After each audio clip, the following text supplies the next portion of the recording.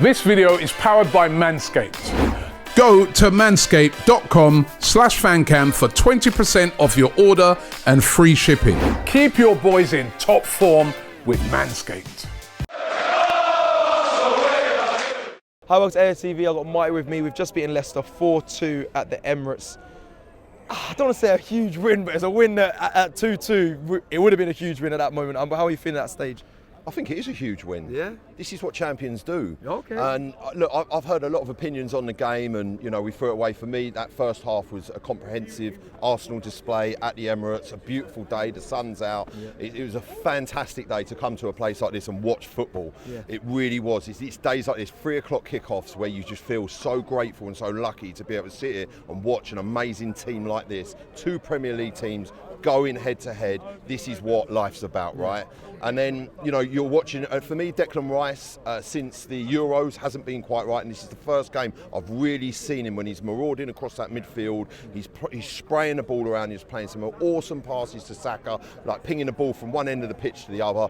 And the midfield working of Party, Rice in the first half. The defence was flawless. Calafiori, slotted in and Timber. Don't forget, we've had this back four for a while, and then he's just changed. Ben White's now been out for the last couple of games, and we haven't missed him really, which is huge credit. He's an awesome player. It's huge credit to him. Timber and Calafiori have been unbelievable, out of this world.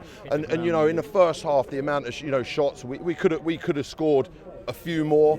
It could have been a lot more comfortable at half time. But then for me, and I'm going to say this, it was a little bit flat. It was like everyone was sitting there expecting to get more goals. And, we've got this on a play. It's Leicester. They've come up from the Championship. They're in the Premier League now. We're just going to wipe the floor with them. We're going to come out in the second half with our hot dogs. But did you feel, before the game, Marty, what was your score prediction? Did you expect 3-1? 3-1. So you felt like it might have been comfortable? No. I thought it would sort of go. I thought they'd nick a goal, and in the second half, when they, completely against the run of play, for me, Arteta set the defence out and the team out straight away from half time, like he did against Man City when we were at 10 men. Like, right, we're going to defend this lead, and then they pop up with a header. It's 2-1, and then their second goal, that was I watched that from the side, and that ball bent right out, coming posting in. No keeper in the world is saving that, and it was a fantastic goal. Don't take the credit away from them. And this is Premier League football. Everyone's saying, you cannot write anyone off, whether you're home or away. Do not get complacent and not get delusional.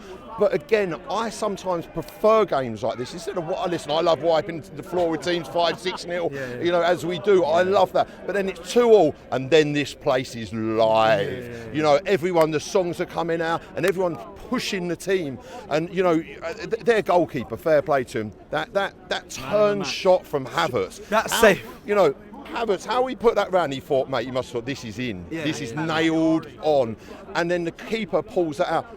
Again, what I love seeing about top draw goalkeepers is when they make mistakes, they recover. Their goalkeeper played that ball out. We spoke about this when we were playing Bolton, and that's the difference between the levels, is that they played out from the back and the ball's in the back of the net. This goalkeeper plays out from the back, and puts a rookie pass out, but then the ball comes in and Trossard, he's straight in front of goal, and he flashes that with one hand and it goes around the post. And it was, I saw it right in front of me, it was unbelievable. And then the header from Calafiori, the amount of chances. Ethan Nwaneri comes on and literally lights this place up, gets the ball, and he's running. He charged across, open. It was like they didn't know who he was, and then takes a shot from outside the box, bottom corner, another fantastic save from the goalkeeper. Some of these you'd expect to go in, and that's it. But then you're pushing with injury time. You're going into 90 minutes. They start with all the, like the dark arts, which we were employing last week, and everyone got the hump. But do we get the hump when other teams? You get it. Because Leicester at Emirates, you understand. Listen, of course, you're 2-2 up. You want to nick a point. You want to come here and get that's a legit point. Come in here, all day long. And then, they're going down and all that. And look, I do like seeing it, but 7 minutes goes up on the board, and then Trossard, and this is what big players do at big moments, and this is what championship winning sides do. It reminded me of the Bournemouth game. I think it was last season when Reece Nelson scored that screamer. It's 2-2 and everyone's ready, ready to go. The atmosphere's live. The goal goes in. Unbelievable. You know, the place erupts. Then to go on and get another one, and what a finish by Havertz.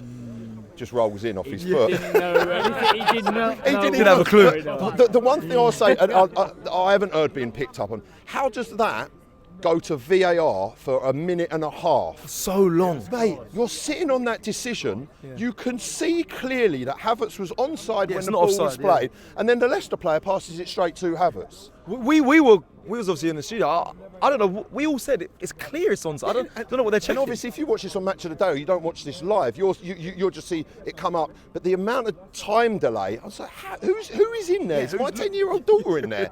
You know, watching this. You know, and The Man City I just, referee? or the Man City referee. I don't get that. And the linesman flagged it straight away. Straight away, literally flagged it, and I was like, mate, you can see that ain't offside. Some of the decisions did indeed. Could he have got a second yellow? Should he have gone? He was on a yellow, and look, I'll be honest with you, it weren't too much of a dissimilar challenge to what Trossard did last week at Man City.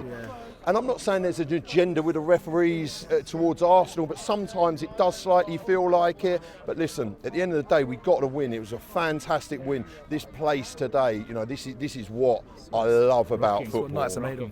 Oh, mate, this is Premier League football at its finest. You know, does the score reflect the domination? The second half is an absolutely awesome, you know, half where we're literally pumping them. We're camped out in their half, and their goalkeeper had to work without that goalkeeper. You know, that could have ended up being a completely different game. My man, well spent.